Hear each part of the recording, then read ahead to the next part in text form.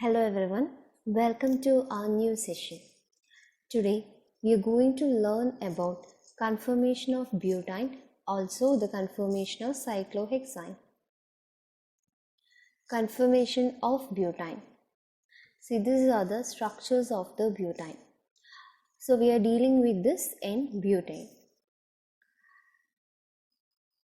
It is a derivative of the ethane. Like ethane, the butane can also exist in two forms, that is eclipse and staggered conformation. We have discussed everything in our previous video about ethane and all. Then if we rotate a carbon-carbon single bond, see there are many carbon-carbon single bonds are present here. So we are giving more importance to this C2 and C3 of N-butane. On rotating this carbons, that is C2 and C3, these are sigma bonds. By 60 degree each time, we will get different types of conformations, that is staggered and eclipsed. So same things explaining here, that is the existing two conformation, and carbon-carbon rotation, that is C2 and C3 is mainly focusing on it. Then by rotating it by 60 degree, we will get different conformations.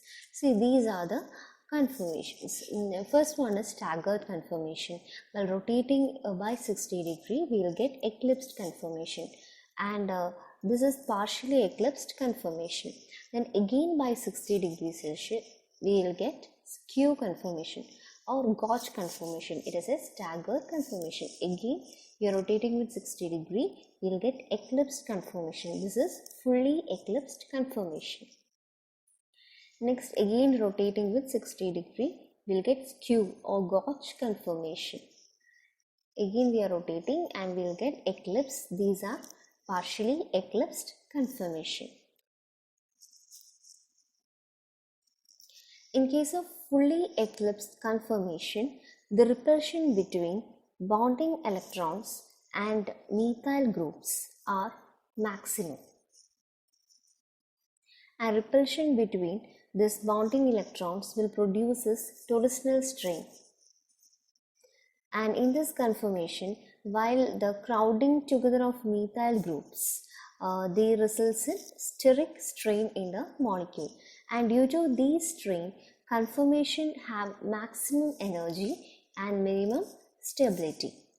In the case of partially eclipsed conformation, repulsive interaction are less compared with this fully eclipsed conformation. So they are more stable than fully eclipsed conformation. That is, in skew conformation, the weak repulsive interaction between the two methyl groups. So there will be no steric strain, but there will be slightly a van der Waals strain, but they are more stable than partially eclipsed conformation.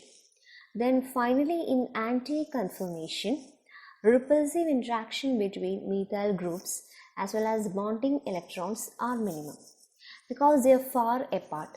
Thus, this conformation is free from torsional as well as steric strains, and this conformation is more stable conformation of N-butane. This is the graphic representation of the N-butane of conformations. See here potential energy and here angle of rotation. So as anti-conformation and gauge conformation, they are the staggered arrangement. These are. Therefore, they will have minimum energy but maximum stability. So the difference in energy between these conformations that we are going to discuss in this. That is this is anti-conformation. This anti-conformation and partially eclipsed conformation, that is energy difference is 14.6 kg mole inverse. Next one, that is energy between anti and skew or gauge, that is 3.0 8 kg mole inverse. Next is the energy differences between anti and fully eclipsed. Anti and fully eclipsed. That is more, that is 18.4 kg per mole.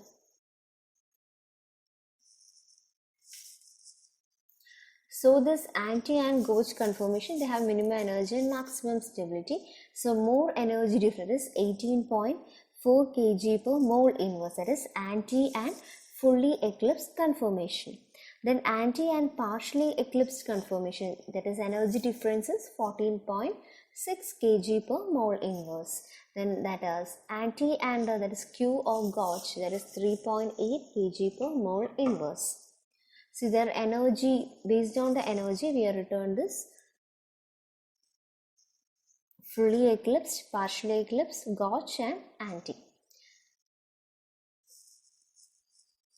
Then conformation of cyclohexane. So Sachet's suggestion, that's in 1890. The CH can exist in folded form. Then all the carbon atoms, they do not lie in the one plane.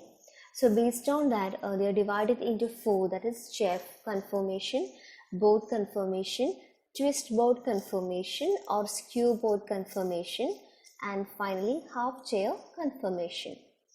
First one, chair conformation. It's like chair, shape is like chair, and they have 6 carbon atoms, and these carbon atoms are sp3 hybridized and the bond angle is 109 degree 28 minute. Then there are 12 hydrogen atoms present in this chair form. There is 2 sets, that is axial hydrogen atoms and equatorial hydrogen atoms, that is both are 6. So axial positions.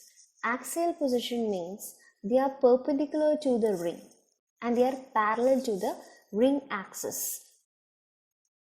This is ring axis. And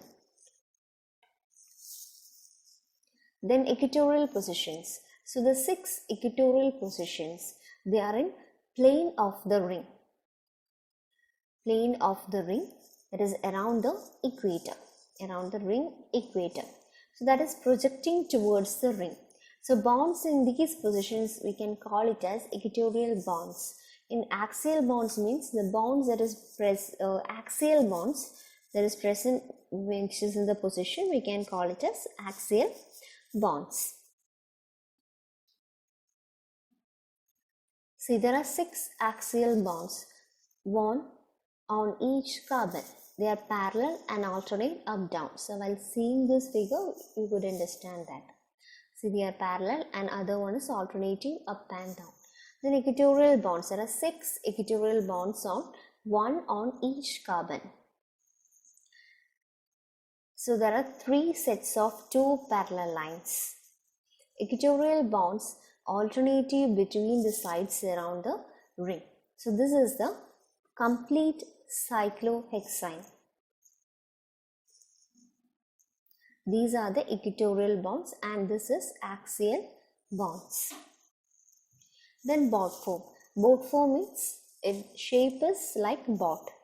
Then 6 carbon atoms are present. They are sp3 hybridized and angle is same as last conformation. Then there are 12 hydrogen carbons. There are 4 types of hydrogen atoms. There is flat pole hydrogen atoms and bowsprit hydrogen atoms, quasi-axial hydrogen atoms and quasi-equatorial hydrogen atoms. FP, that is flat pole. You can see here flat pole hydrogen atoms. There will be 2. Then bowsprit, it's also 2. This is BS. Then quasi-equatorial axial, that is QE, there will be 4. Then QE, that is quasi-equatorial. This is equatorial and this is axial. So all together, this is the hydrogens, it is 12 hydrogens present. Then twist form and half chair conformations. Twist boat. Here the boat is twisting and they result in steric stream due to this FP-FP interactions. So it will become like this. Then half chair conformation, that is C1 or C4 of the chair conformation, they are brought in the average plane of a ring and they results in half chair conformation. The stability will be like this. This is the decreasing order of the stability. First one chair, then twist boat, half chair, decreasing order. And this is the energy level, that is graphic representation of the chair form. This is energy, that is kg mole inverse, and this is reaction coordinate. So their internal energy, chair form nearly zero. So this is the most stable conformation, and boat is 25 kg per mole. Half chair, that is 43 kg per mole. Twist boat, that is 21 kg per mole. This boat form can be obtained from the chair conformation by bending their bonds.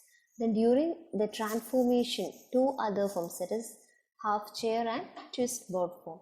And this chair into chair B, we can call it as ring inversion or ring flipping. See, like this, ring inversion or ring flipping. And chair form is most stable bond. The bond angle is 100 degree, and they definitely adopts a staggered arrangement, and they possess least torsional strain comparing with other isomers. So this is the staggered arrangement of bonds in chair conformation. And that's for today. Thank you.